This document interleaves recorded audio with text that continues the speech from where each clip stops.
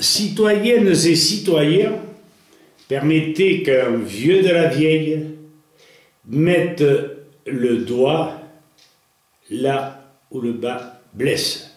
Je ne veux pas vous quitter, je ne veux pas mourir avant que vous n'ayez compris que nous devons à tout prix nous unir.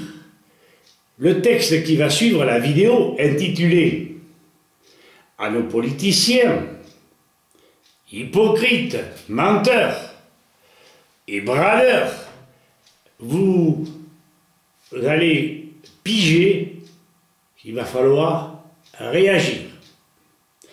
À présent, vous faites comme vous l'entendez, mais vous aurez été largement averti. Tout seul, je ne peux rien faire.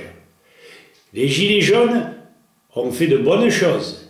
Ils se sont paisiblement révoltés, plutôt, ils ont résisté, mais ils n'étaient pas assez. Et Macron n'en a pas assez bavé. Voilà. Tout en restant pacifique, n'est-ce pas? Mais tant va la cruche à l'eau qu'à la fin, elle se casse. Alors allons-y. Je sors mon visage parce que ma fiole, vous l'avez assez vu, j'ai pas d'ego et j'en ai rien à faire de faire voir ma tête. Donc, la vidéo s'intitule « À nos politiciens, hypocrites, menteurs et bradeurs ». Loi du 3 janvier 1973. France ruinée, exsangue, endettée. Livre de Pierre-Yves Rougeron, enquête sur la loi du 3 janvier 1973, page 160 et suivante. Aux éditions Le Jardin des Livres. Alors, suivez bien, c'est simple. Si l'on prend l'exemple de la France, ses seules dépenses hebdomadaires se montent approximativement à 9 milliards d'euros. Je dis bien hebdomadaire, dont 2 milliards pour le seul remboursement de la dette et 1 pour les intérêts.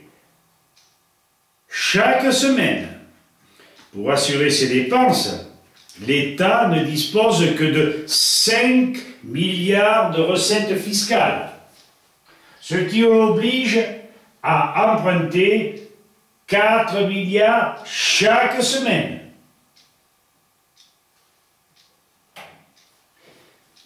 Incapacité de rembourser ce que nous avons emprunté depuis 1974, sauf si on ne paye plus les intérêts.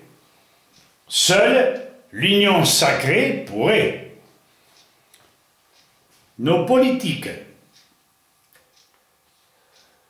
Chirac, Villepin, Rocard, Balladur, Jospin, Raffarin, ont vendu nos bijoux de famille.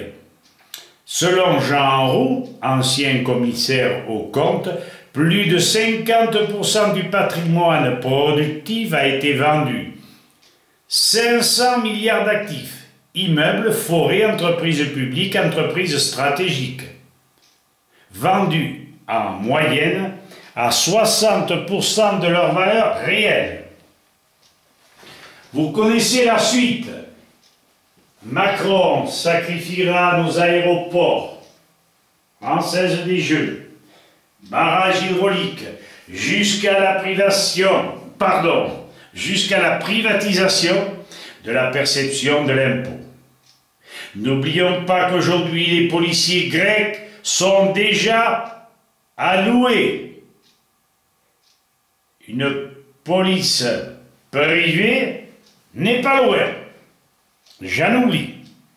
Macron sacrifie en partie les retraites de beaucoup, sans oublier nos chômeurs, qui, toujours plus nombreux, exclus du turbin par des machines ultra perfectionnées, tireront le diable par la queue. C'est pourtant si simple de partager la production nationale avec une émission monétaire gratuite de la Banque de France, non?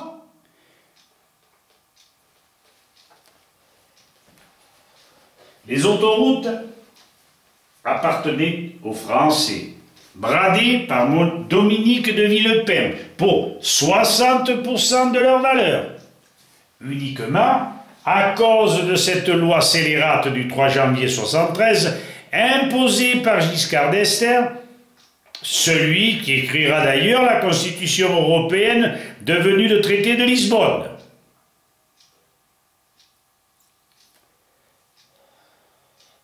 En clair, cela revient à saisir votre appartement déjà payé et le vendre à un émir qui, par la suite, vous le louera. N'en sommes pas loin. Voulez-vous un exemple?